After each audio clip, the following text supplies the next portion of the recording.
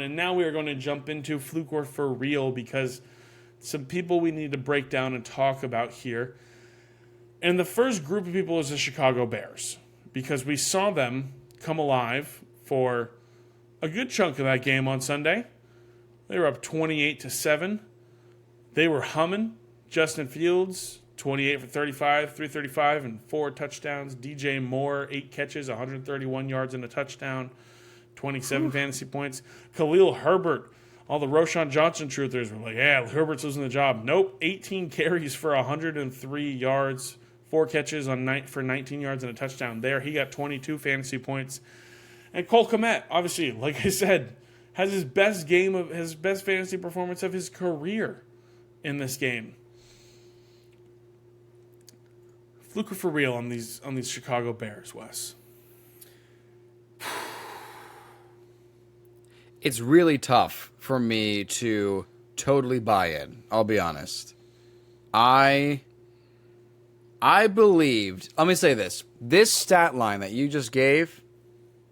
This is, I think, what fantasy football players believed would happen for the Bears this season. This is why I was so high on DJ Moore, why I was hooked on a feeling on DJ Moore, why I had Justin Fields, I think, as QB 7 on the season for me. Khalil Herbert, I wasn't that high on, but we did share a statistic in the offseason of what he did when David Montgomery was out. Cole Kmet was someone you and I were talking about the end of last year as being a potential tight end to draft and start and lock him in, and I still can't buy it yet. Yeah. It doesn't feel real. I'm gonna be honest. This is everything I wanted in a week from the Bears offense, and somehow I still don't know if you can just roll them out. I think you have to look at the schedule, and the schedule is not too bad. I'll share this, and then I want to hear what you're feeling because you're not even as high as I am, and I'm kind of out. But they still have the Vikings twice. This is for Justin Fields, at least. Still have the Vikings twice, who have allowed the third most points to quarterbacks. They have the Cardinals, who have allowed the 8th, and they have the Chargers, who have allowed the 1st. But they still have the Browns, who have allowed the fewest. And the final game of the season is against the Falcons, and right now they allow the 21st. It feels week to week for me. What are you feeling, man? Yeah, I think this game on Sunday proved a lot more about how poor the Broncos defense is versus how good this Bears offense is and figured out. I think obviously the Broncos come back and win that game, which was unbelievable. It was an incredible comeback. But you got 28 points put up on you like early and quick. Like it was like in 2.5 quarters by the Bears, who hadn't been good. I struggle to believe that this is for real and that they've suddenly figured it out versus, the Broncos just are really bad. And if you're in need of maybe a quarterback streamer, you just pick up whoever's playing the Broncos. Which is Zach Wilson next week, by the way. Like it's first bye week of the year. Like who's rolling out Zach Wilson?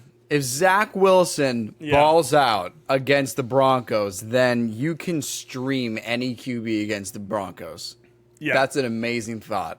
Stud. We'll have to see. We'll have to see what happens here. I'm still going to call Fluke on this Bears offense.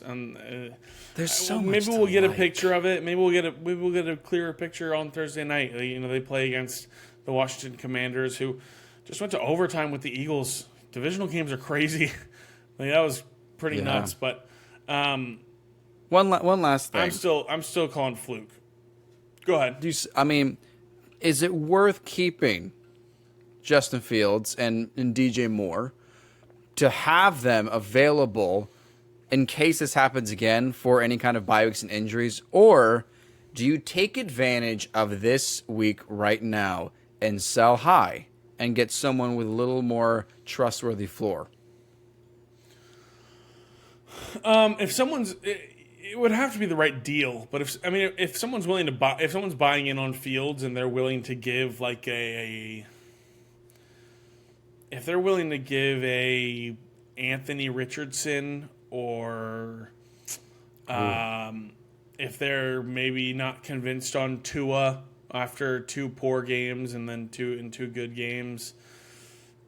I mean, if someone's willing to do that sort of deal, I would probably take it. Yeah, I would. I mean, I would definitely take Tua. I'd definitely take Richardson there. But I mean, I don't know if anyone's willing to do that.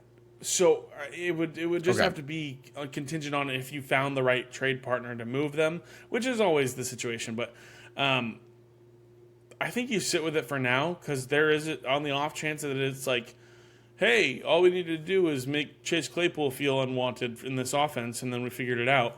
Like, maybe that was the case. That's what they're doing there. So, well, I mean, I'll say this. I've got Justin Herbert in a handful of my leagues.